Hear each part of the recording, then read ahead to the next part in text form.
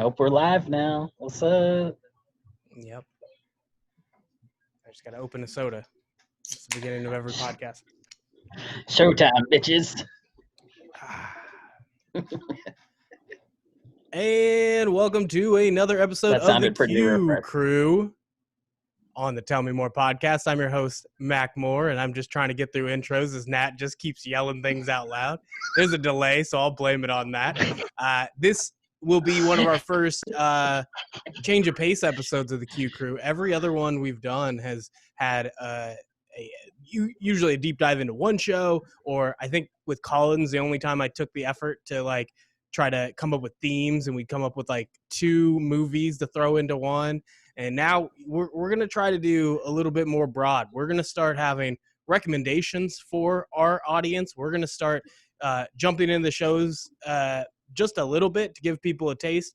And then we'll only do the deep dives for some of the movies or TV shows, probably movies, because it's easier to get four people to have watched an entire movie rather than an entire TV show or season of a TV show. But we're going to change it up to have just a few of those episodes and only when they really stand out, which is odd because one of the topics we're going to have today, we're going to talk about Palm Springs. We have to talk about it. I didn't want to push it off until 2 weeks from now, but that would have been a great candidate for one of the deep dives because I have so many great things, so many points to make about Palm Springs. I thought it was a really good time, and we'll get to that in a bit. But to kick off the show, I want to jump in. I want to find out what you guys have been watching and what you guys think people need to jump in, start looking at, or what you see coming up on the horizon, because obviously we're heading into August, and we know that's streaming platforms that give us out these long lists. Every website, you just go look it up, and there will be a list of everything that's coming out on Netflix, on Amazon, on Hulu. Now you start adding in Apple TV Plus into the game when you talk about Disney Plus. And I haven't watched too many shows on those, but my recommendation actually does come from Apple TV Plus, which luckily Sprint gave me a free year on that when I upgraded my iPhone. So we'll get to that in a bit, but we'll start with Nat Harper coming in and bringing us. Is this the one you were mentioning earlier? Do you have a different recommendation for the crew?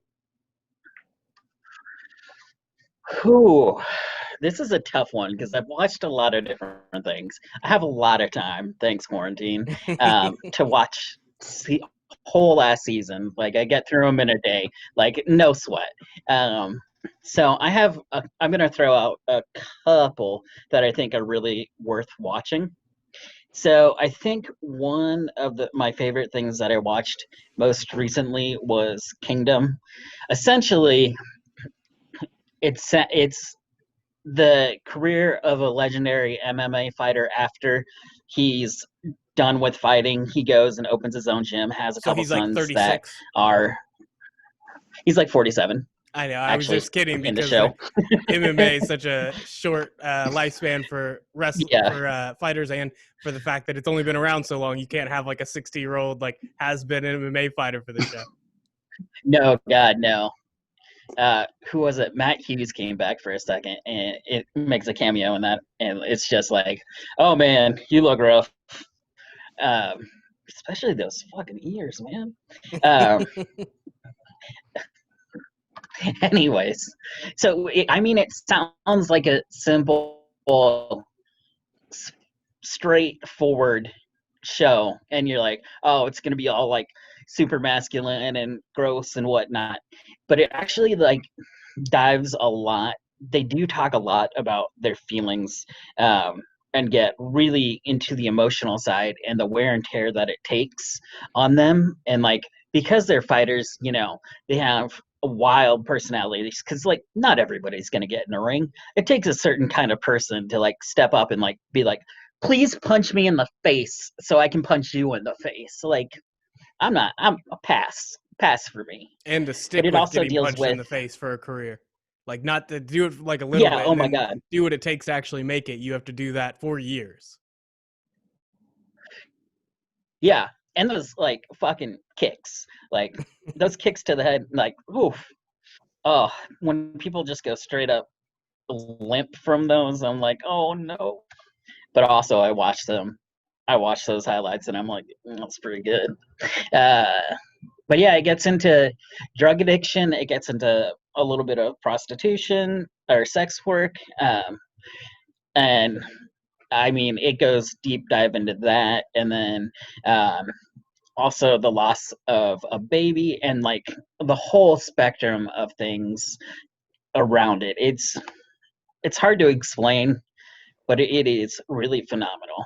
Um, I don't know, I can't recall off the top of my head what his name is, but the Black Donnellys was like a 1 year run on ABC from probably, I don't know, 15, 20 years ago.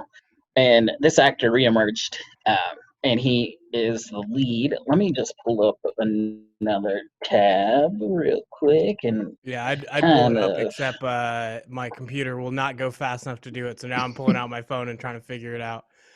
So in terms of the kind of the quality, because when I just first looked at it, it you talk about kind of the where it ends up, but I know like when I was watching the trailer, it did not sell me as this being something that would be Nope. as wide in scope. It was kind of this generic thing, and I worry about with those shows because it's very hard to pull off whatever that rhythm is, and it didn't seem like from the trailer they had that rhythm Yeah, on. So how much does it improve, and how fast does it kind of get to where it's really must-watch television?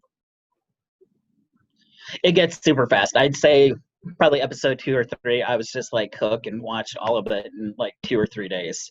Yeah, so Frank Grillo is the lead as Alvi Colina. He is phenomenal. You probably remember him as Crossbones or whatever from the Marvel movies.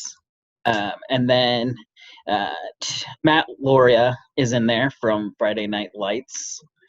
He's also one of the leads, and like as good as he was in Friday Night Lights, like the time away, he has improved his acting skills to a tremendous degree, and he is probably one of the better performers I've seen in a while. There's a random Jonas brother in, and Nick Jonas, and then Jonathan Tucker is the by far my favorite actor. He was good in this. He was good in the Black Donnellys. I don't know why he doesn't get more roles. It makes me fucking upset. But yeah, I would definitely recommend watching it. If you don't get into it the first episode, just give it a few, and then you'll be set. Okay, yeah, I definitely it's on like that. I say a short list. At this point, my queue is probably like 100 things that I do not actually have time for.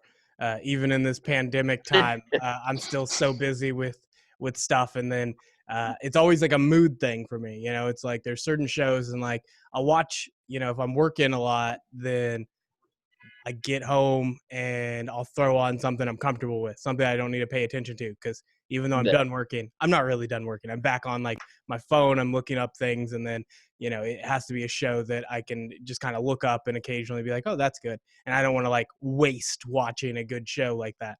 In terms of the ones I actually have time for, it needs to be yep. something that gets me from the get go. And this is like one of those that I bet a few episodes in it would grab me, but it's going to take a little bit, and I'm not ready to like screw up at the beginning and be like, this isn't a good show. So I'm going to put Kingdom on the back burner.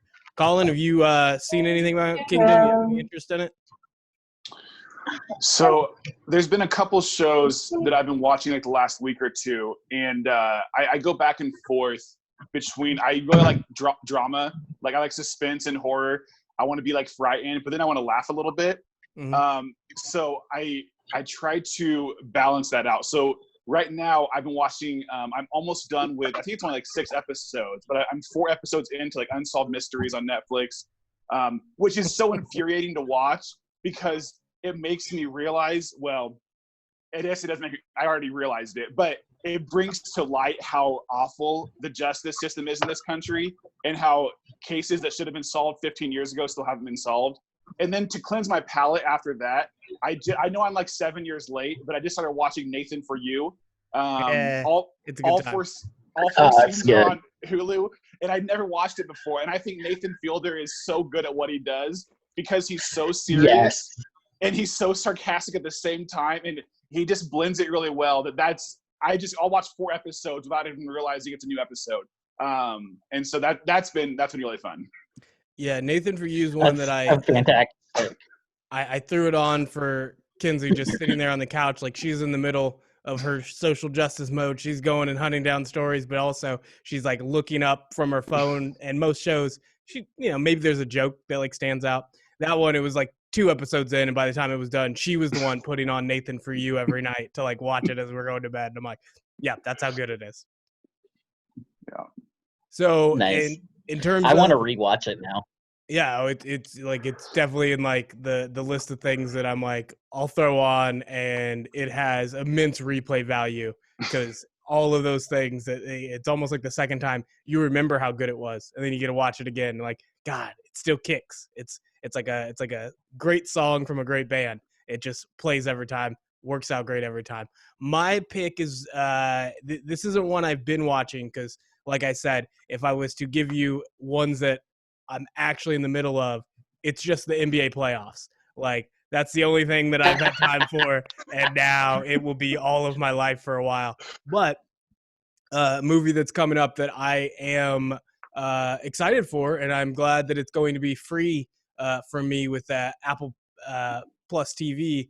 That is a service that I would never have gotten any other way because they've had some shows, but they feel like they're in that like early stage of where like Prime Video was, where it's like they're trying, but there's nothing that really stands out. I know they grabbed Steve Carell for some show that basically turns him into the guy from the Today Show. Steve Carell as Matt Lauer isn't good enough for me. And then I think there was one with Mac from Always I didn't Sunny. even Oh, we lost Nat there. see. I didn't even know those shows existed. That's how bad they are, or how bad Amazon is at marketing. Well, so Apple TV ones are like somehow even worse because it seems like they want to get out there and tell you that this service is there. You think they would make me aware of their best shows, or maybe these are their best shows and they aren't good. The one with Mac from Always Sunny, I forget even what the name of it is. It's like Raven's Quest or something. It's like a game designer that's similar to the now my brain has just stopped working, but it's RPG game that they're supposed to be entertaining creators. It's supposed to be this kind of culture that they're diving into, and it neither gets like the satire that you get in Always Sunny or that kind of like real, like we've really found this nerd culture and we're kind of bringing it to light where otherwise you wouldn't get a show about that. And World of Warcraft is the thing that it's like sort of parodying. And I was so excited for Mac and Always Sunny to get a show that was kind of his, that had his vision, and they missed the mark completely on that. There's nothing in that show that was worth watching for more than one episode. Then I just looked down the list. There wasn't anything that stood out. Now they might do better with some of the movies, and that's where I'm excited. One that's coming out, it's called Boys State. It's a documentary that's about the program. Oh yeah. This one's in Texas, and you just have all of these kids that are supposed to build up a government, and then they elect a governor. That's the highest office for one of these kids to win. So it's about like a handful of these kids that are running for governor and the way they're playing politics, and just kind of seeing them in their natural environment. They let it play out. Like, these are kids that are any sort of hamming up for the camera isn't the producers forcing it. It's these kids thinking that's how to be a politician. I wonder why they would think, that's how it works. But just kind of seeing from that preview, I just got really excited because worst case scenario, you don't take too much away. But if like the movie is like the trailer, I'm in, because it's going to be fun just seeing how these younger kids interact, how they try to play politics, and kind of where that voice is, because I'm now getting old. I now don't know what kids talk about or how they view the world, other than, very general things that we kind of see when we talk about national politics. But to kind of have this, and one of the funniest lines was one of the kids is looking around, and he's just like, this is the most white people I have ever seen. And that's a perfect like encapsulation of what the group is that goes to Boys State. And I'm partially interested because I thought about going to Boys State when I was like 17, and my mom is just way too protective and also didn't have the money and whatever reason she could come up with to not send me out. I guess it's too scary for me to spend a weekend in Manhattan, Kansas. So like I didn't end up getting to go to that, but it's like that sort of like environment is interesting to see what I missed out on. Would I have turned into a extremely crazy political person if I had gone through that sort of politician training camp that it seems to be? I'm very interested to see how that plays out, and it's supposed to be, I think, like August 6th maybe. So that's what I'm excited to watch, and it's like, I don't know, an hour and a half. A lot better than some of the stuff we're going to end up talking about in terms of time commitment. And that's kind of the hardest thing, is how much do we have time to watch? I felt that the one thing we could talk about this week, we had to get a movie. We got to get a movie that, I don't know, maybe is the perfect pandemic movie, because a lot of its themes are exactly how we feel every day during the pandemic. And that's why I had to go with Palm Springs, which is a movie with Andy Samberg, Kristen Milotti, and J.K. Simmons. And so that trio right there is all that really matters. There are some other people that kind of matter. You got like Peter Gallagher on the outside. I think you got, I think her name's Camila Mendez as the sister. And then there are a handful of other interesting people, but those three are so good. I knew when I saw them as the cast, I'm like, I'm 100% in. I'm going to make this happen. And then it was hard for me to think of a movie that is, I don't know, would we describe it as like millennial Groundhog Day? At the very least, it's the postmodern meta take on Groundhog Day. And when you throw Andy Samberg into the mix, at the very least, good for a laugh. I didn't think it was going to be as good of a movie as I think it was when I finished watching. I enjoyed every minute of it. I thought the way that they made it matter, while not ignoring the fact that Andy Samberg's not the greatest actor. He's hilarious. You got to be careful if you put him into a serious role, and when the movie kind of turns, does it get worse? Nope, they played it perfectly, and I think from beginning to end, I really enjoyed this film. Nat, what did you think about this? When did Palm Springs come on your radar? I think it was actually when you mentioned it, and then I saw I think I had seen the pop-up on Hulu, and I was like, whatever, maybe I'll watch this sometime, because, I have so many other things to watch. And then when you mentioned it, I was like, all right, we'll go back to this. And so when I went back to it, I was certainly not disappointed. I love that movie so much. I can't even, explain how perfect that movie is to my situation.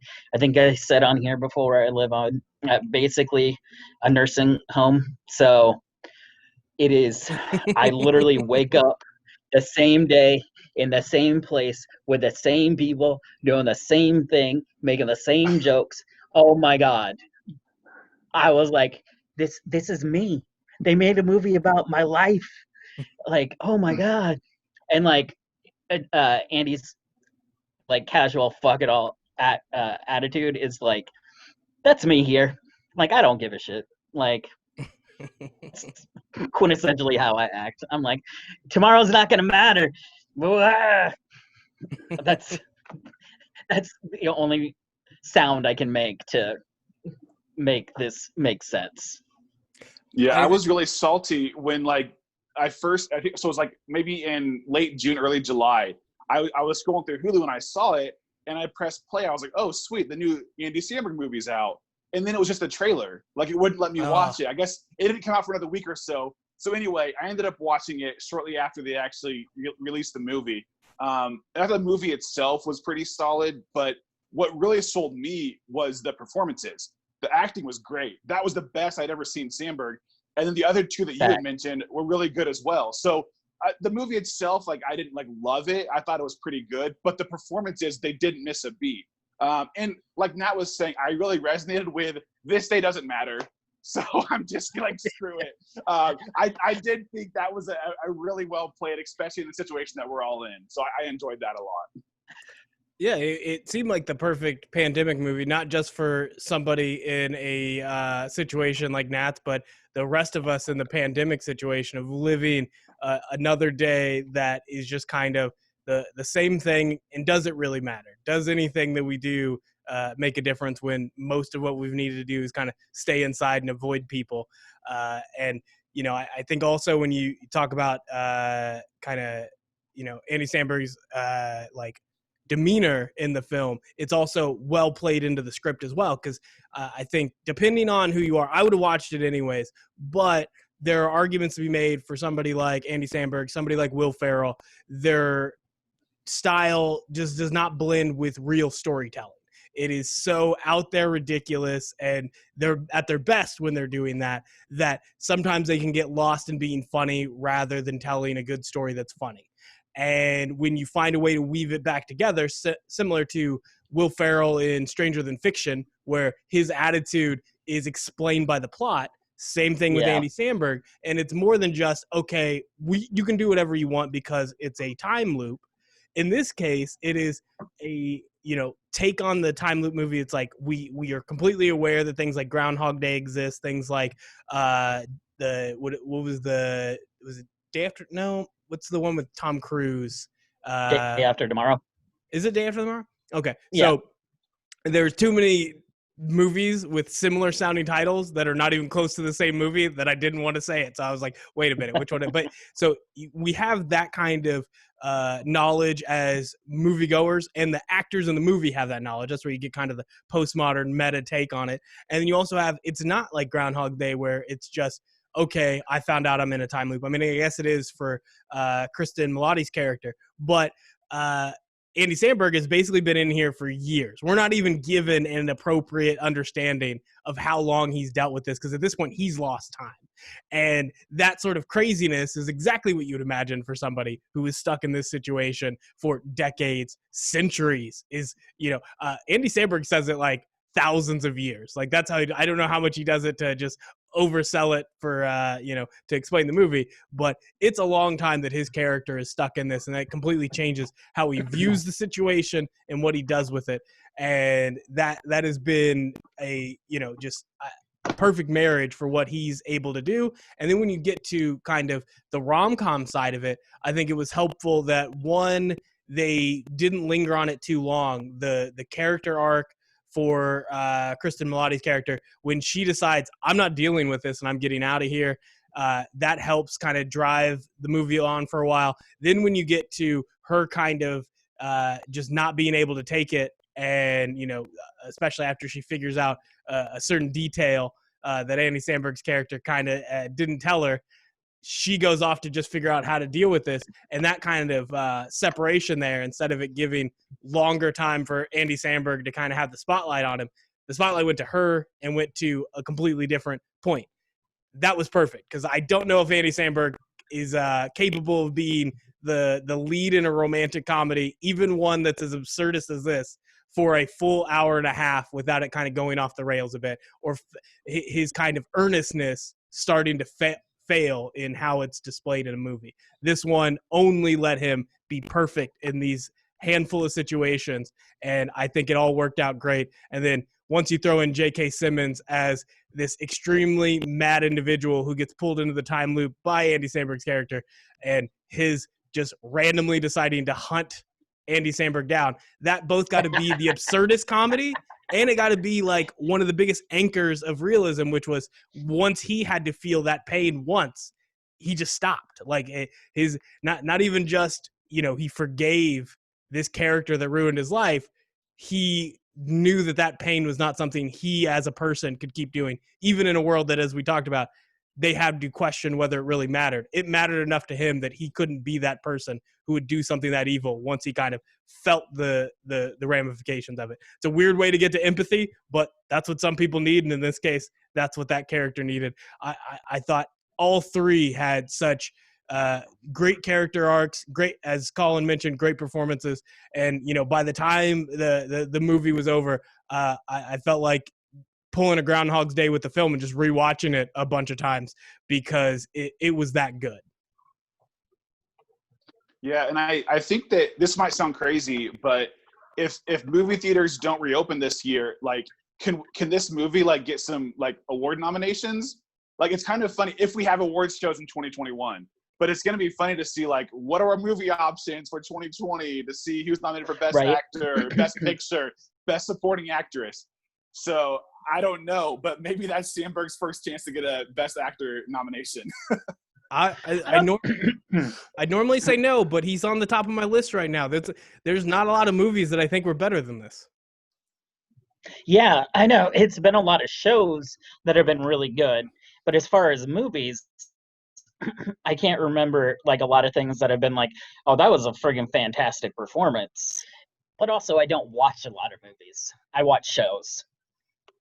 Yeah, I think for me and Colin, we've been trying to knock out the different video on demand movies. So we watched King of Staten Island, and I think there's something close there. But I think in terms of the quality, not to just put Judd Apatow into a place where even in this situation he can't get something in his movie nominated. But this one was just a better movie in my opinion. Although I did really like King of Staten Island. I think the one that has kind of Oscar bait, especially when you have this few of options, was The Way Back with Ben Affleck. But even in my opinion, like I would go with this. I would go with Palm Springs over that if we were making those decisions. Now we still have some time to go, and I have to imagine there will be a handful of movies that were originally going to come out and try to push for those Oscar awards, and they'll definitely still do it. It'll just be interesting to see how they do it, because isn't like the rule like you have to have a run in the theater like they did that with like Netflix movies? So are they just going to get rid of that rule altogether, or is there going to be a limited run where whichever movie wins an Academy Award also caused an outbreak? The only thing that I saw is they're going to move like the deadline from like December 31st to like the end of February or March. But that was also a couple months ago when they decided that. I think they thought the pandemic was going to end in 2020. And so they were like, let's give the holiday movies around Christmas an extra month or two. And now that might not even matter. We were so hopeful. We were so hopeful 2 months ago. But now our hopes are destroyed. All you can do is laugh at the pandemic at this point. It's just like, you know what, fuck it. Like everything is on fire and it's all right. Yeah, I mean, at the very least, it's put me in a great position of working from home. Like, that's kind of what I've wanted anyways, and it just gives me more excuse when it's like, we actually, at my job, we're going back to work. Like, we had started to be in the office, and now we're doing it only for production day of the newspaper, and the rest we're at home, which is really good, because most of the other days, I was just kind of like looking, I'm like, do I want to drive to work today? And the answer was always no. So it was like, with the option of staying home, I took it most of the time. Now it just made it easier where I don't have to like feel like a worthless individual because I'm not willing to like get dressed to work it all today. But like, yeah, it's strange to try to figure out what movies are coming out and what could get that Oscar push. Like, I don't think this one will, even in this situation, but it was damn good. Like, I think at the very least, it deserves some praise from somebody, and it's hard to even figure out what praise these movies are getting. I think Andy Samberg has done the media rounds where he's joked because this movie is the most watched Hulu movie ever. You know, it's one of Is three. It really? Yeah, no, it's what other Hulu movies have there been that have mattered at all? You know? Oh, yeah, fair. But I mean, there's some bangers on there from the past. Yeah, I don't know if they count those. And even if they did, like one movie that's streamed a lot over a month is probably going to be more than whatever movie is really good, but people have 8 other outlets to watch it. I've already seen it so many times. So I don't know if they're counting that, but in terms of Hulu original, it's definitely number 1, and it got there pretty quickly. Like, it was shortly after it's released.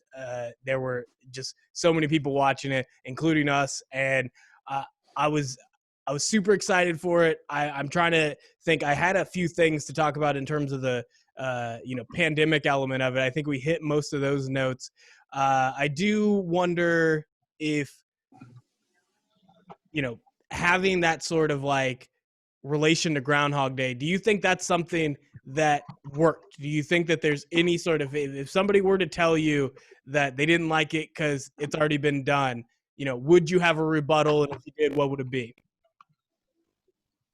Yes, I do. Groundhog Day, Bill Murray is fantastic, but 80s comedy in general is a little shticky. It's kind of, oddball or goofy. So it's a lot different of a tone, Palm Springs, where you just get like in your face absurdist comedy. That's not what Groundhog Day is. Groundhog Day is like a slapstick kind of thing going on. But this is just like it gets dark, it gets funny, it gets weird. I mean, it's you know, it's got a different flavor. Yeah, and I think the reason why it worked so well is because very early on, like 5 minutes into the movie, you have Sandberg's character acknowledge the time loop. So once I realized that, like, not only is it happening, but he's aware of it, I was on board. Like you mentioned earlier, Mac, like it's more of a modern take on it because he makes a joke about like, oh, like the time loop. Like people know that's a thing from movies that we've seen over the last few decades. And so that's why I think it works so well, because they didn't try to hide from or run from it. They were like, nope, this is what our movie's about. Here you go. Enjoy it. And it was very funny. I thought I laughed more than I was expecting to. So. Yeah, and the line is so good too. It's like, that time loop thing you hear about, and like, hear about from who? Like, it's just it's a good move. And then they open it, letting you know where the humor is going to go, which is interesting because this is actually one I've heard Andy Samberg talk about where they weren't sure if this was going to be the move. The beginning being the self-pleasuring scene where it doesn't quite work out with his girlfriend when they're in the hotel room, and you don't really know why. And that scene was actually supposed to be later in the movie once they've kind of established what's going on. And instead, they had tried two different versions, and one of the viewings where they had it at the beginning apparently got that crowd with mask on to really laugh through their mask because that was the one they picked. That was the one they're like, we're sticking with. And I think it was a good idea because it definitely, when you add in what Colin's talking about, where it's like you're on board once he like says, what it's about.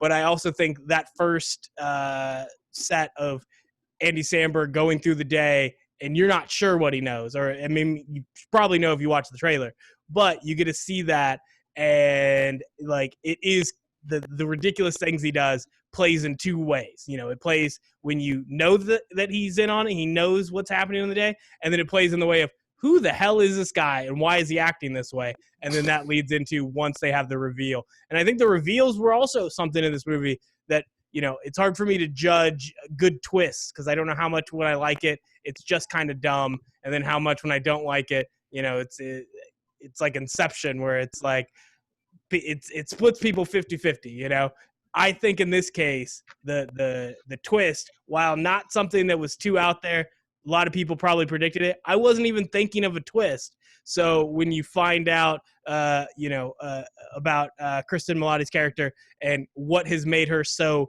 kind of withdrawn and awkward through the first half of the film, and why things, play the way that they do, that was a reveal that I was like, oh crap, I wasn't even thinking that, this was what was happening. I mean, it was obvious, they didn't try to hide it from you. For me, it kind of felt organic. It felt like it worked. And it felt like, as I mentioned earlier, where the movie kind of has all three characters kind of go through their arc so well, it really needed that. I think if you don't have that really good reason to explain, her role and how she feels about this, I don't think the movie would have worked as well. I think you needed that emotional element. And somebody could tell me it didn't play as well as I thought it did. I thought it played great. I think if we're talking about Oscar potential, I think it's even more Kristen Milioti. She nails it. Like and it's also the biggest role she gets to be in because I loved her and everything she's done. But it's always she's the mother in How I Met Your Mother for 2 minutes before she dies. A spoiler alert for anybody who didn't finish How I Met Your Mother. But you have I think she's in 30 Rock, but I didn't really watch 30 Rock, so I don't know that performance. But she was, I think, in Wolf of Wall Street. I'm pretty sure she's the first wife of Leonardo DiCaprio's character. So she has these roles, and she's really good at them, but she hasn't gotten that role that lets her shine. This one, she was amazing in. She could keep up with Andy Samberg on the comedic side. She delivered on the acting side to kind of elevate this film.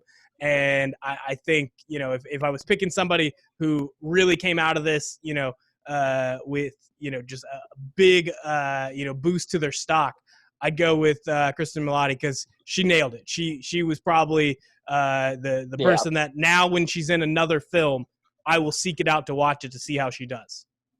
100%. That the movie was at its best when Milotti was on the screen, and that's what. As it got to the last 15, 20 minutes of the movie, Sandberg and Simmons were great, but Milotti really, I was like, wow, she is. I wanted to keep watching the movie for her. She was really good.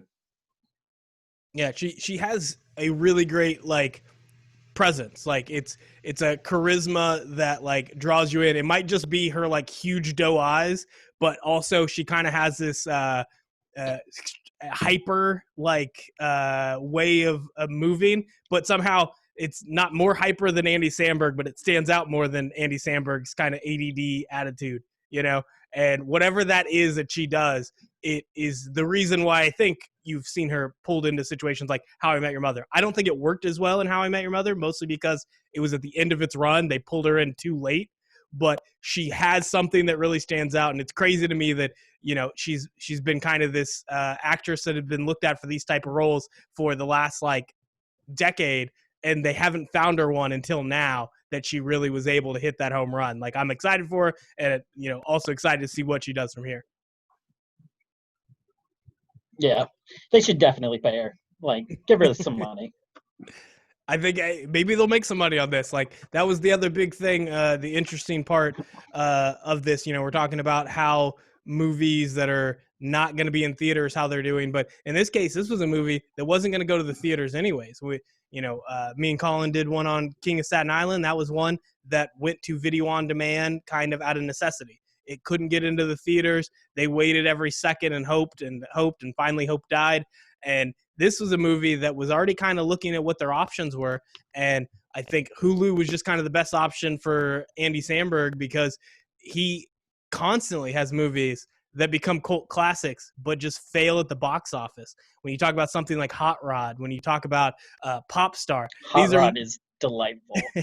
These are movies that people love if they don't have to go in their car, drive to the movie theater, pay $10, spend another 10 on popcorn and drinks, and by the time they're done, it's that's not worth that expense. But if it's just on, if you're just able to click it, these are perfect streaming films.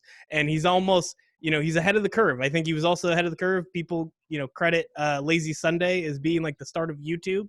I think Andy Samberg is constantly known where media is going, and just he's way too ahead of time and also not pompous enough to tell people, hey, listen to me. I got a handle on this. So he's just along for the ride. He's along for the fun.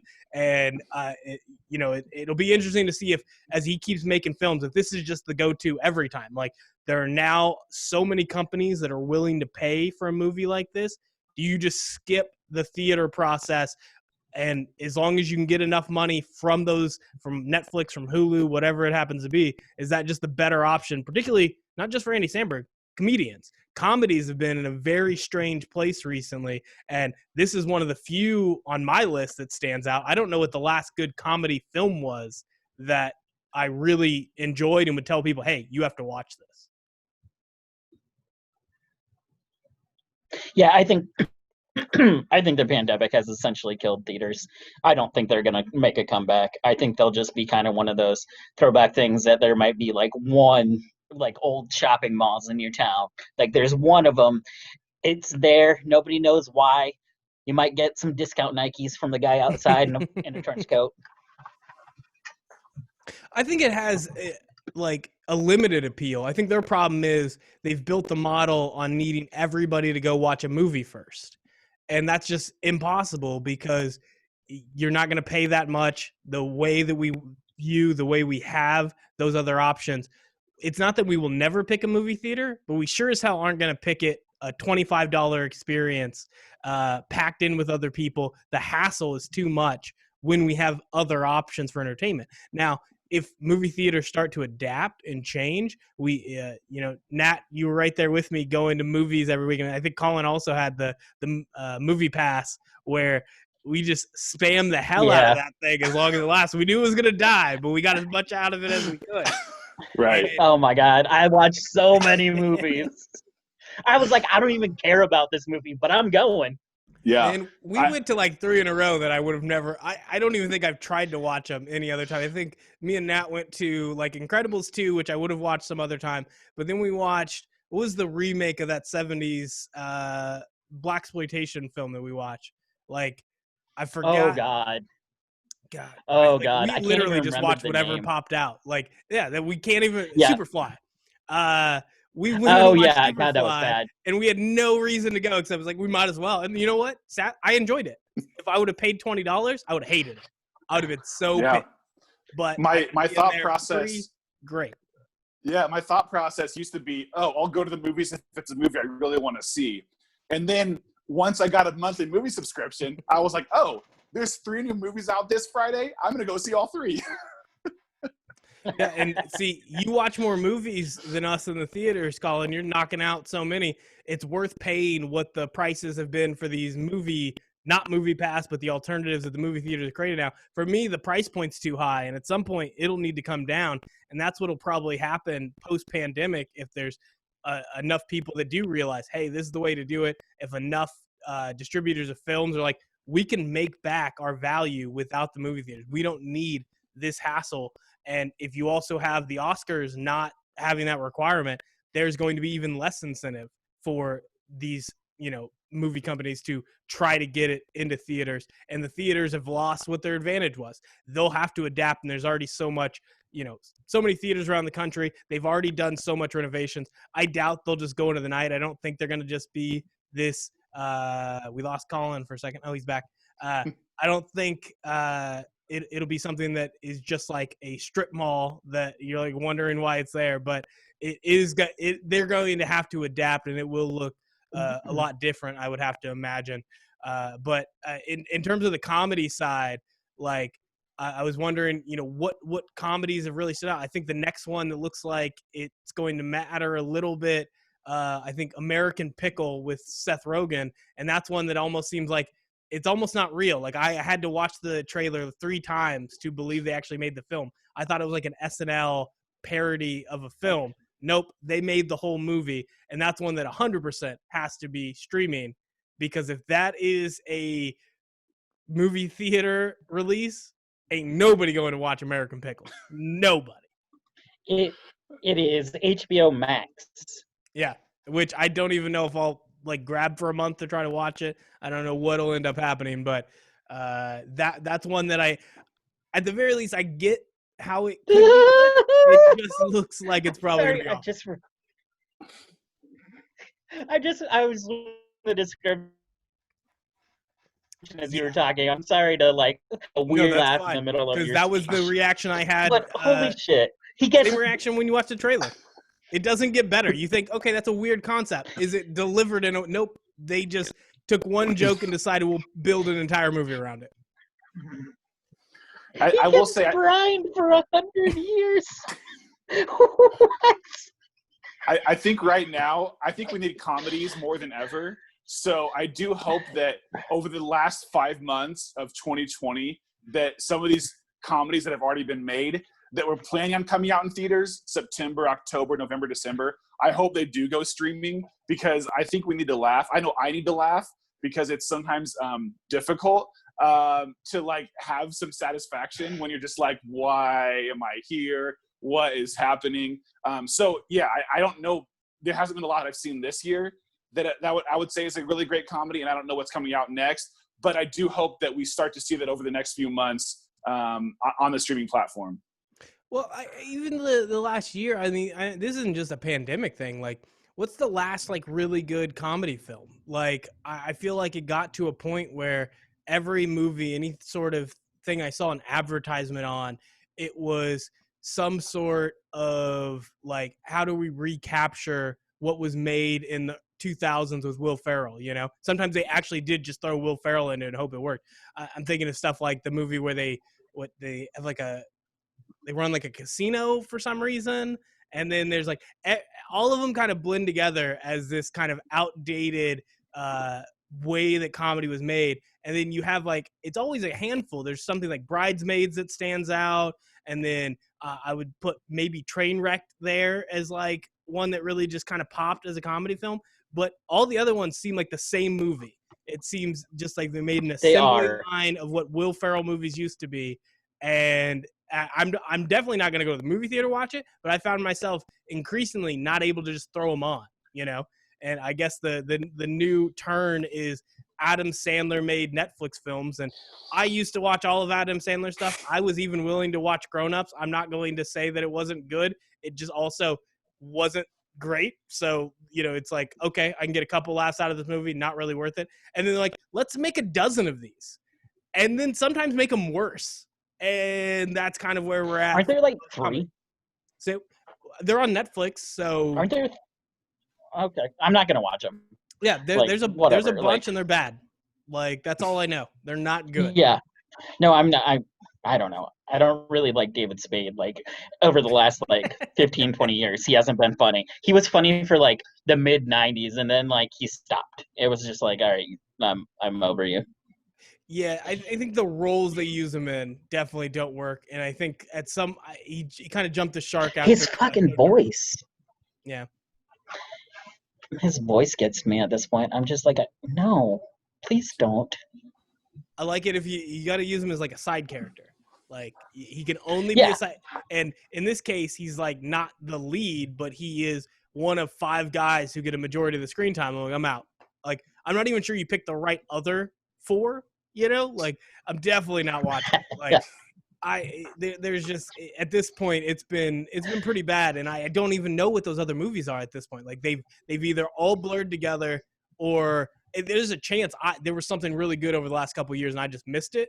But that's the other thing is I'm not even getting recommendations from people that aren't either Adam Sandler movies on Netflix, which no, stop recommending it, and then like I don't know. There aren't even other ones that are being offered up as, yeah, this was really good. Yeah, the last like really good comedy I thought of was like The Disaster Artist, but that was like 2017. That was 3 years ago. I just Oh my God, that movie is so good. I enjoyed it when I saw it in theaters about 3 years ago, and then actually just recently rewatched it, and I think it impressed me even more because I was like, wow, like that they did such a good job of taking a cult classic and turning it into something that's really, really funny and original. And I laughed super hard. But that, like I said, that was almost 3 years ago. So we need some more of that original comedy, and it's just not there. Yeah, and that one So might I be think one. Nat, I'll let you go. Oh, so I think the problem with the movie theater experience was they're risk adverse. So if they have a formula that's going to make them money, they're going to stick to that. So like if you have one comedy that works, they've made that same comedy for the last 10 years expecting it to work all the time. The Disaster Artist didn't make that much money, if I recall correctly. So I mean, when you have these hilarious films that aren't on like mega budgets to promote or anything, I don't think that theaters take the risk of paying to show that film because they're not going to make their money back. Yeah, and I was gonna say that on to go on that point, it might be the way I classify comedies, and maybe it's just like if a movie is too good, I like knock it out of the comedy category and put it as like a dramatic film that happens to be funny, and that's kind of where I put the Disaster Artist, even with kind of its hokiness, but it's like you're going after a movie that is hokey, like it's like that whatever like extra bit of comedy, I think it just plays in the drama. I just thought that was a really good movie that was also extremely funny, and the way they played up those characters, it was one that like on the surface you thought, okay, this is James Franco doing this bad accent of a bad accent and that you like nobody understands. Like it seemed like whatever sort of like this is the comedy element of it, like those parts were just kind of like window dressing. They like were pretending this wasn't. It was just a really good film about these characters and kind of how they went through, how they made this movie. And in my mind, it didn't even register as this is like a really great comedy movie from the last couple of years. Just a really great movie from the last couple of years. And in terms of like that sort of just like the way I view comedy, the way that it's like even something like a Hangover, like a Bridesmaids, like a one where it's like this is the goal of the movie is just we're being funny, and if there happens to be a story, so be it. Like I don't know what the last film like that was really good. Yeah, you're 100% right. I think that a lot of times the movies where I actually laugh the most and get like the most satisfaction out of aren't actually comedies. So that's a really good point. So Yeah. I think with the comedies, we all need them right now, but we say we need them. What we clearly have shown Netflix we need are crime docs, or even just any sort of Netflix long form documentary. Nat is out on the crime docs, but definitely in on some of the long form documentaries, including this one we're going to talk about for a bit, Last Chance U, which is it's definitely one that it's going to be sad when it doesn't come back next year, and it is my signal that football season start when they play the drum intro. As soon as I hear that sound, it's football season. I don't care what else is going on. That's what tells me it's about to go down. And this was an interesting year. This is a little bit of a change up. They had the previous two coaches, they're in their third town now. The other two coaches were without a doubt controversial, and they got more controversial as the seasons went along. And Yikes. this is one where they finally took a guy who, is a football coach. You're still going to get yelling. You're still going to get cursing. Absolutely. But it's definitely a guy who is definitely has a better grip on being an adult. And that's kind of it changes it. It also, this changes it because we are looking at the potential of not having a football season. So I don't know about you guys. Normally I would have killed Last Chance U in a day. I've now gotten much further. I'm like a couple episodes out from finishing the 5th season of Last Chance U. But this was one where I threw on that first episode. I got through it, and then I stopped. I didn't turn on the next one for at least a day. And, that surprised me. That it's usually binge, knock it out. I'll stay up till 4 a.m. Doesn't matter what it is. Did this season deliver differently other than just not having that controversial figure? Or how did you guys feel about season 5 of Last Chance U? So when I started watching it, I midway through the first episode, I was disappointed because I wanted a coach that was going to be like belligerent and evil and obnoxious. And then once I got to the second episode, I was like, wait, I love this guy. Like, he's so cool. People in Oakland love him. He's a great guy. He has a family, like his wife, his daughters. I'm like, Coach Beam is where it's at. He throws out the first pitch at the athletics game, and everyone's saying hi. And I thought it was really cool that they chose someone that's like likable and like a football icon in Northern California. So my opinion quickly shifted because I was like, okay, I love that they did something different with Last Chance U. And I'm only a few episodes in. I have to finish watching it, but I really enjoy it so far. I like the touch they did. It's a little different. Nat, how far have you made it into the show? I watched it in the first day. Of course. No shame. I turned it on. I was just like, all right, let's do this. But no, this season I think the biggest difference in the structure is the fact that this junior college doesn't have dorms. It's not sports oriented. And it's, they have a football team, but the school isn't the football team. You know what I mean? Yeah. And so I just thought showing how, in real life, it mirrors a lot of the people I know going to community college, like drive in like an hour, 2 hours to get to where they need to go, take these classes, put in so much more effort. And I appreciated that there were a more real story. Also, Coach Beam is fantastic.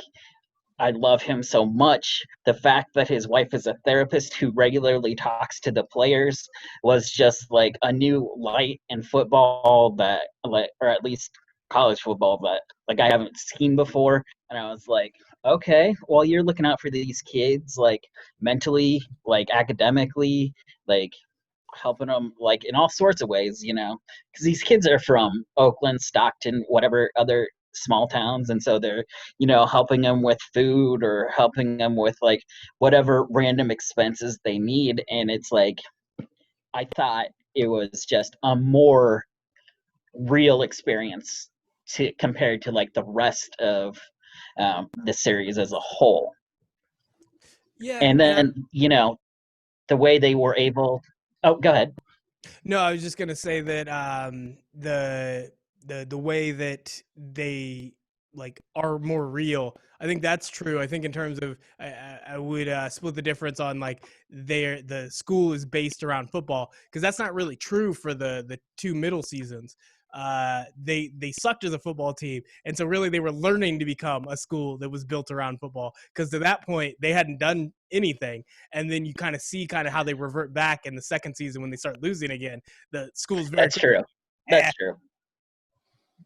So that's, I mean, but EMCC will definitely real, like in terms of what we see from them, in terms of how they deal with it. And then the people driving in, you got the homeless issue of some of these players that aren't given the dorm, and when they're not, they are trying to fend for themselves. They're trying to figure out any way to make it through. And most of the time that's to the end of football. It's not to the end of getting a real education and getting themselves in a position to do something after college. And it's, once again, those kind of themes in terms of the what they get out of the education, that remains true whether they're in a dorm or not. And that it's been the most compelling part of Last Chance U every year. I love football, and it's still about how these kids are trying to parlay that education into real opportunities.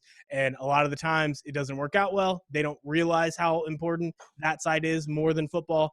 And some of the coaches do a better job of trying to communicate that. Usually there is a teacher or an administrator on campus, and in this season it's the coach's wife, and that's perfect, because if somebody's going to tell the coach that it has to happen this way, probably the wife that can be like, hey, you need to make sure that this works out for your kids. And maybe that's why Coach Beam is much more grounded than the predecessors he's had as coaches on this show.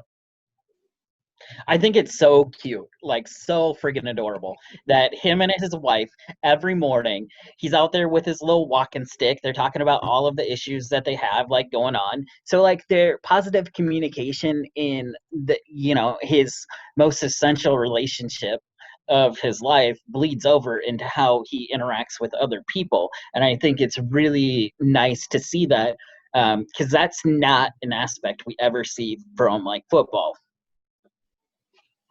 Yeah, it's good to get that full scope that they bring into the show.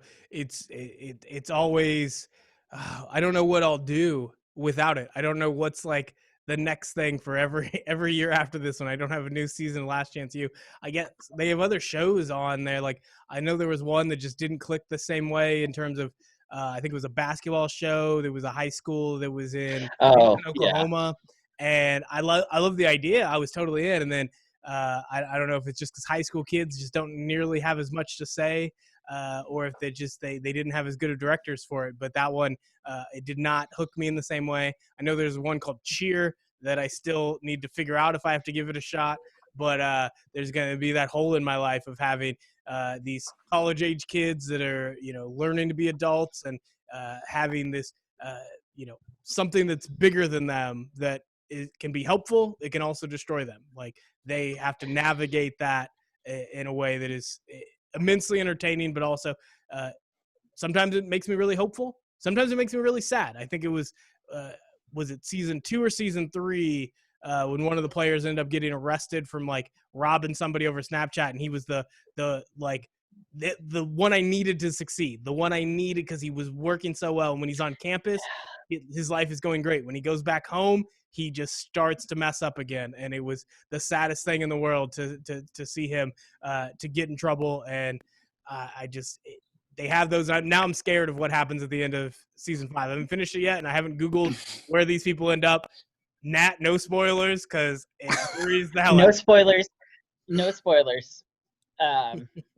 For the football standpoint, but they do touch on social justice issues like police enforcement, gentrification, all that sort of stuff too. So they really dive into that in the last couple of episodes. So it's definitely worth it taking it all the way to the end. All right, good.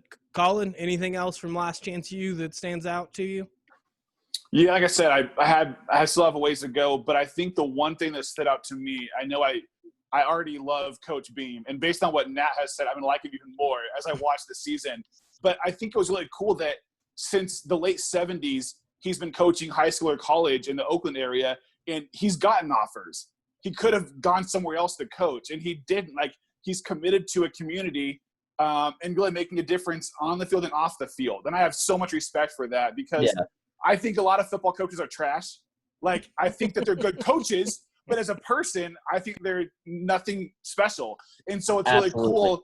It's really cool when you have a football coach that also is a great person. And I know that's cliche in sports, but if we're being honest, a lot of college football coaches suck. So Yeah, Yeah, that's beat their pretty. players with clipboards and shit.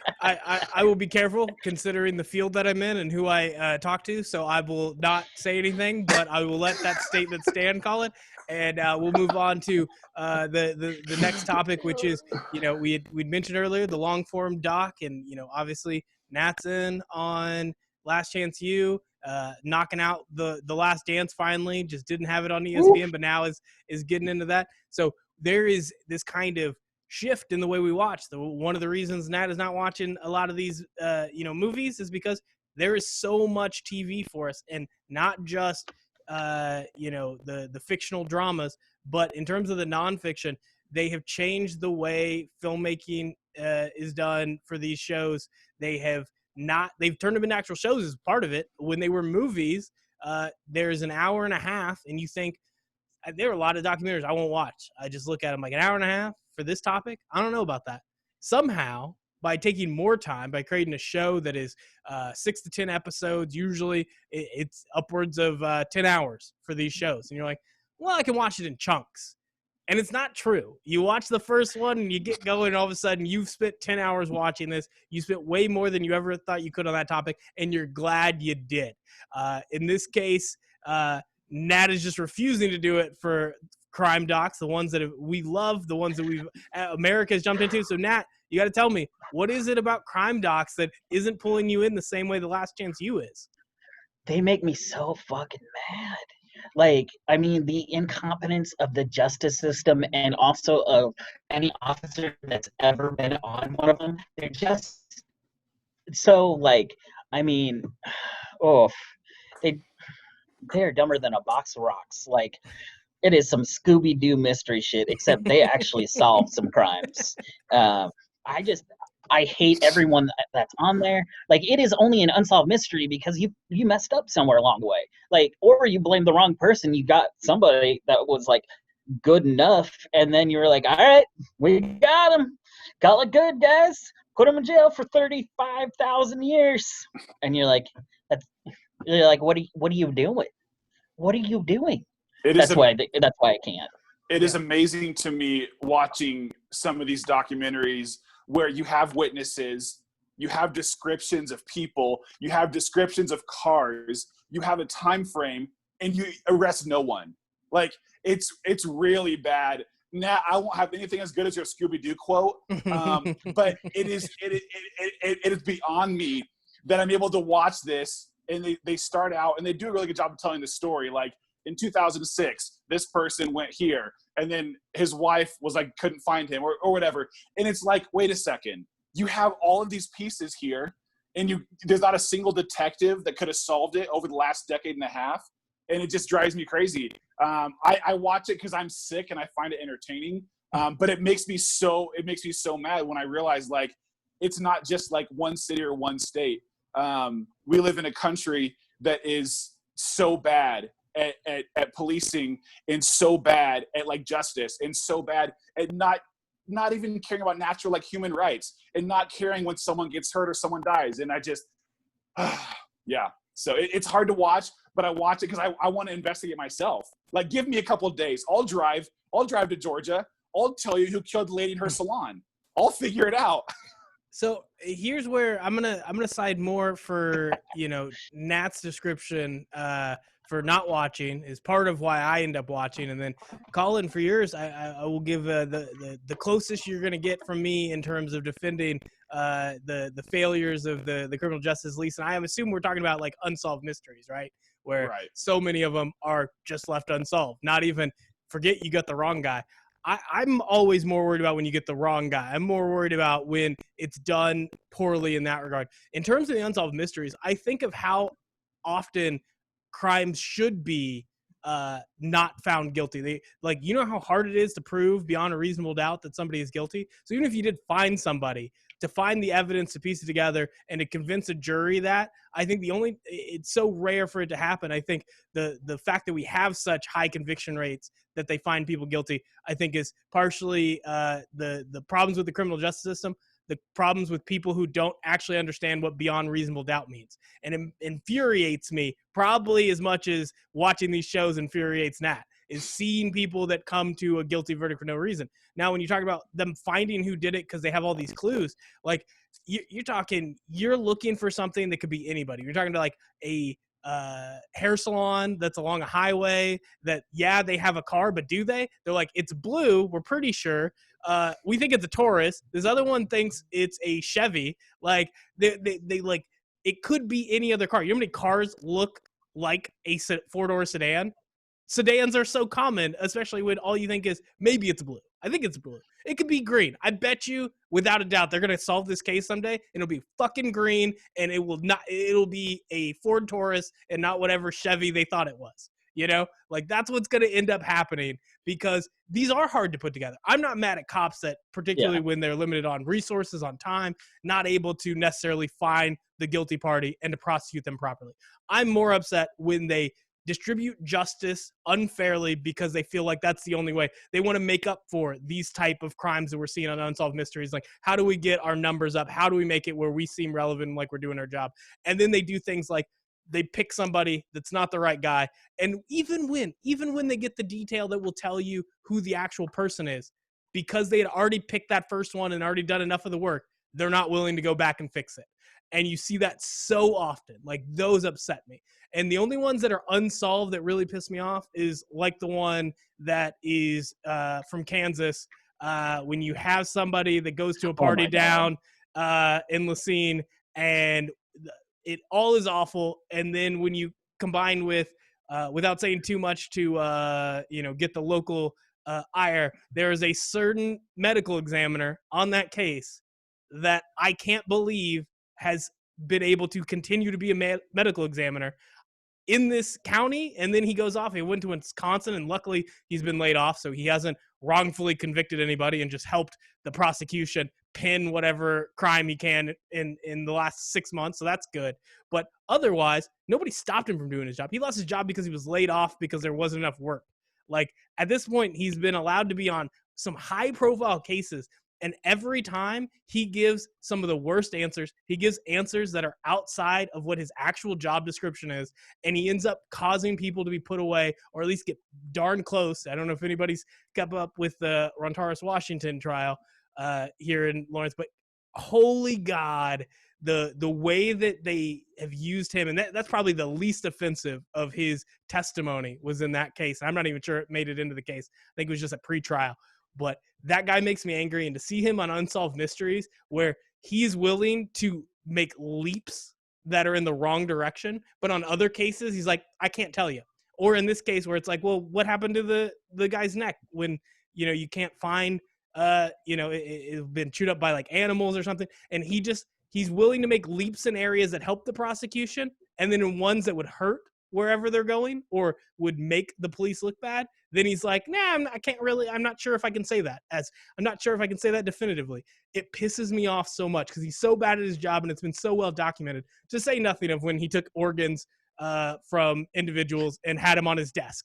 And that was like 20 years ago in New York. You know what? Douglas County didn't care. They brought him in, and he's been working so many cases in this area for the last 20 years. Who gives a shit, right? That's where we're at on that one. He's like the medical examiner on a dirty cop crime procedural. Yeah. Like, if you imagine how to write this character, he's better than that. He's like, I got the face too. Like, you don't even have to get another person to step in. I can play myself in this movie. Like, I got this. Yeah. Yeah, absolutely. It really, really messed up. But like, other than that, I know in terms of Unsolved Mysteries, there was even, it wasn't just that they upset you, Nat. You seemed a little upset in the production of it, which I think, in fairness, I had a similar reaction when I watched the first episode. And just like, you made this an hour to not give me an answer and to take me down the wrong road at the end. Like, I was so angry. And then it just isn't Unsolved Mysteries. It's like, there was a formula that Unsolved Mysteries created, and I'm hoping We saw KBI opened up the case that we were just discussing. So there's a chance that this show can help solve it. And I know Reddit is all over it. So maybe this is just the evolution of the style. But it used to be you could watch one week, you have some unsolved mysteries, you get some calls in, things start happening. And before, too much time goes by, you'll have an episode where Robert Stack comes on and he's like, update. And then like he goes into somebody getting caught. And it's like, there's not that process. So I want to see if they start, some of these cases are solved, will they do like mini episode updates? If they do that, I will start to change my opinion of how good Unsolved Mysteries is on Netflix. If they make sure they follow through, because that was such a great part of the series that without it, it is just hour-long episodes that meander for a while, that sometimes have some really compelling cases. Some of them weren't even all that compelling. And by the time it's done, it's like somebody should have edited this. Somebody should have got it down to 35 minutes. And without that, I'm not sure how many seasons of Unsolved Mysteries I'm going to be able to watch. Zero. Zero is the answer. So we also talked about, we may have really actually lost Colin this time. We talked about how you watched Tiger King, but you didn't watch, other crime docs. So obviously that one has a little bit different in terms of its problems with the justice system. So what about Tiger King kind of stands out that makes it a crime doc, quote unquote, that doesn't fall into the, I'm not watching that crap? I don't think it's so much of a crime doc. I think the crime documentary is in the background. I think what they want to do is tell a compelling story with outlandish characters that get into like conflicts. Like, and I mean, it's pretty obvious like that they're just some shady people. Like, I mean, whoever sells baby tigers is probably not a good person. Like, I mean, yeah, it's a pretty good gamble to decide that. I think when I did a Tiger King podcast, one of the things I had said was, I don't know if everybody who raises baby tigers is an awful person, or not even raise them, but everybody who just loves tigers that much that they get involved. It seems like you have to be pretty crazy to care that much, because we all love tigers, and we like, if somebody brought one of the petting zoos to us, it would just be a handful of us, and we're smart enough to think of all of the terrible things that probably went into allowing that petting zoo to be there. Yep. But we would look at a tiger and be like, oh, that's adorable. That's just our reaction to it. But then there's like crazy, the ones that are infatuated. It's just not possible to care that much about tigers that run a zoo without being a crazy person. Bit my arm off. Could have kept it, but I wanted to work. What? What is he thinking? Like, dude, no. Yeah, that was like. I was too much. I was so upset. I was like, you could have kept the arm. Yeah, but then Joe would have looked bad. No, forget Joe at that point. It's your arm. But he's doing okay. Whatever. He's fine. Yeah, I mean, oh my God, it was so many people in the show are doing great. The ex-husband who left him got new teeth. Like, everything is right in the world for everybody except Tiger King. I'm not sure how. What's the other? Joe's guy? Doing great. What's the guy who came in to try to buy it from him? I forget his Jeff name. Lowe. Yeah. So he's not doing too great. And then you have Carol Baskin, somehow is both the most hated woman in the world and living the greatest life for her. She is loving every minute of it. I think she loves being hated this week. She's crazy stuff. The worst. So when you look at those shows, we were going to talk about some other ones on there, but honestly, I don't really care. I was going to do like the I think it's called like Fear City is the mafia one, which I just don't know if we need another mafia crime doc type thing. Like, I think all of the actual fictional films that talk about that content do it so much better most of the time. And then it's like, how do you even get the good stuff? It kind of goes back to the conversation me and Colin had on McMillions, where they had some stories from one of the guys who was part of the mafia, And then like there were probably some really good ones that didn't make it in because he was only, I'm not sure I can tell you about that. It's like any really good mafia content for a documentary isn't going to make it in because they're not allowed to talk about it. Like it would get them killed. So anything you think matters won't make it into a documentary like Fear City. But maybe I'm wrong. I'll check out a little bit and see if they have anything that kind of hooks me in. But I think at any point, if there's something else that comes up that, pops out, I am now addicted to this formula and I've wasted so many hours and I'm going to keep doing it. And it might just be, it's changed how I view documentaries. I think a lot of people I used to hear from that would say they're like, oh, I love docs. I'm watching like whatever movie that's like an hour and a half. And like, even when I try, like at best, I felt like after an hour and a half of watching, I'm trying to think if there was anyone that really stood out. That's the problem. None of them really stood out. And I'd watch and I'd get to at least like, it was okay. It was fine. I learned some things, but I probably could have learned it faster by Googling it, Right. Somehow the documentaries that Netflix makes, they create this compelling narrative that teaches me more than I would have known reading the same information. And sometimes, you make an argument whether it's like Making a Murder, that it's like, it's withholding information to make the narrative better. But honestly, I went and looked up all the stuff and I can see why people said it was withheld. But honestly, most of the stuff people were pointing to is stuff that was already told. It got to make it to the court of public opinion. It went through the newspaper the first time the crime happened. And when they're looking back on it, of course, they're just telling the things that make the person who's been wrongfully incarcerated look good, because that's the story that never got told the first time. And those are the types of stories that I think Netflix has done an amazing job of bringing back up, making us care. And, Making a Murder is probably the perfect one. I've seen some negative ones where people are like, yeah, but he probably did it. And it's like, that's why it matters even more to me to watch a show where I think they had nothing. They wrongfully convicted him the first time. And then the second time, like there was so much there and they probably could have got who the killer was and proved it. But at the very least, there's one person, Brendan Dassey, who was wrongfully imprisoned.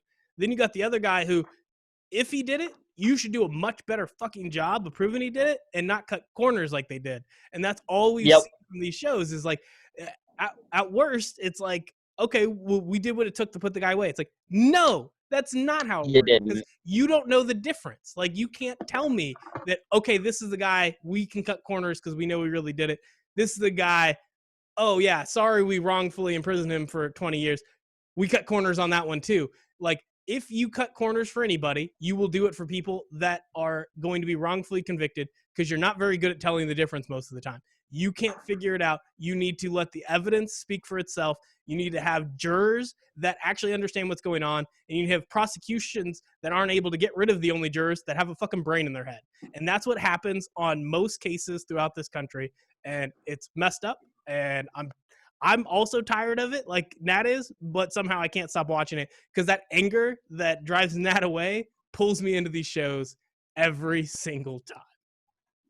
Yeah, and I think the police department might have heard what we were talking about because I got an Amber Alert popped up on my phone. The Denver PD was looking for someone, and that was my technical difficulties, so I apologize. Fair enough. Of course, they ran on my parade once again. Yeah, all that's going to do is stop me from properly editing this podcast. I'm literally just going to throw on the regular Zoom file that comes out. No fancy background, no resizing the faces. This is what we're going to look like because I'm not messing with it. That's fine. We're perfection. Like, this is fine. This is all off the cuff. It doesn't matter. So, yeah, I think with those shows, I'm excited to see what they have next. Unsolved Mysteries, I still need to finish. I think I just skipped over the Alien one, and people are now talking. I guess Unsolved Mysteries second season might be a focus on a bunch of UFO stories, and I'm like, I'm out. Yeah, like, I like alien stories, but I don't like when they're done through the prism of like this is the same as somebody was murdered and they didn't find the killer. Like this is a hate crime, but the cops won't admit it's a hate crime. Don't try to put these things on the same level, and I'll watch it. And if you try to do that, there's just no way that you can tell that story, particularly when you just have all of these kind of dramatic angles of shots. You blur the camera, you do reenactments. Like, nah, I don't need that for UFO. I need it to be cheesy as hell. History Channel has perfected it, even though they haven't perfected actual history content. Like, just copy that if you're going to talk about UFOs. So History Channel actually perfected History Channel content, and then nobody fucking watched it. That was the That's fair. problem. Well, I mean, put it other places and don't expect like to make money off it. I don't know. Like, there's like you could do both. I think is you just got to like. I don't know why they didn't like have two channels. You have one channel that's the UFO ones, and its income supplements the History Channel one you make.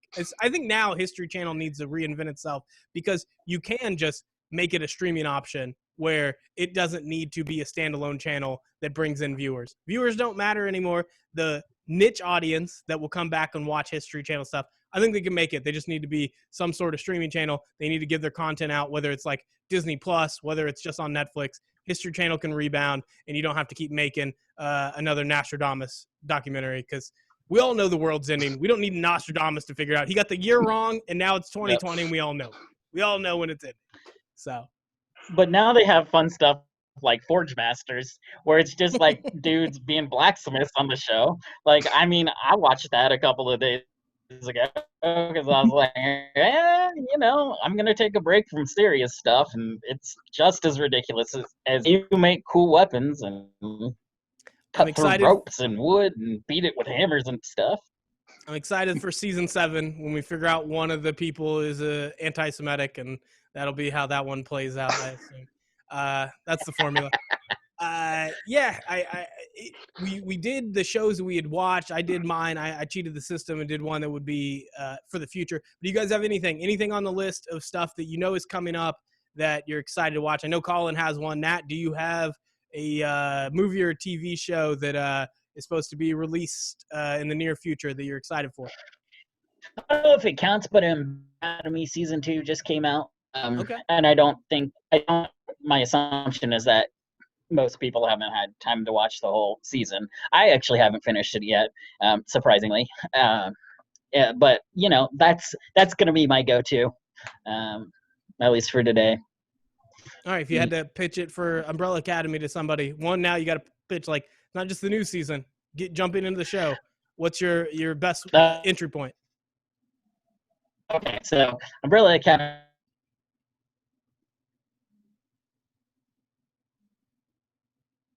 This is good. I think this is going to suck people in. Definitely going to watch. Oh. Sorry, your feed died there a little bit. Yeah. So Umbrella Academy is a neo-noir superhero story that is shown in a way that's complex and real that I don't think is shown in like any mainstream comic book format. And it's also written by Gerard Way, the former lead singer of My Chemical Romance, so he can do no wrong. So, it is surprising and innovative in the way that it approaches something like the superhero genre. All right, Colin, what's the thing you plan on watching?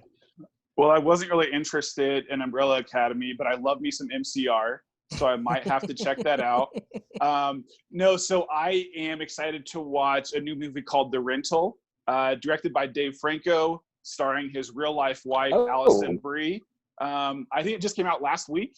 Anyway, I plan on watching that in the next week or two because it's new and it's a horror film and it sounds interesting. And I did see that Allison Brie, who has been in a lot of TV shows, a lot of movies, she said that it was a pleasure and so fun having her husband direct her. So that was kind of cute. One of my favorite Hollywood couples. And so I'm excited to see how that works on camera with Franco directing his wife. So I'm looking forward to The Rental. Yeah, it's definitely one that I liked. I saw the trailer. I'm in to watch it. It's one where I could definitely see where people might not care. Like people will, it's any other horror movie, and hopefully in the details and the like watching it, it pops more. But it's also the type of horror movie where I'm in. Like I don't care. I'm not going to necessarily recommend it to people unless I watch and it just really blows me away. But even from just watching the trailer, it's that type of horror movie where I'm watching it. I'm excited for it. We're not going to do a deep dive on it most likely, but it will definitely be in the queue for this week. I already said for Boise State, that's definitely mine.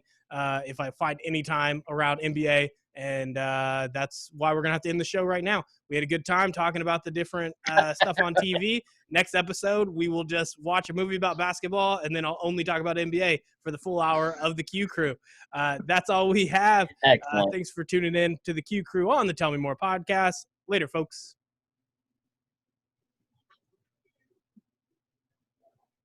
In this.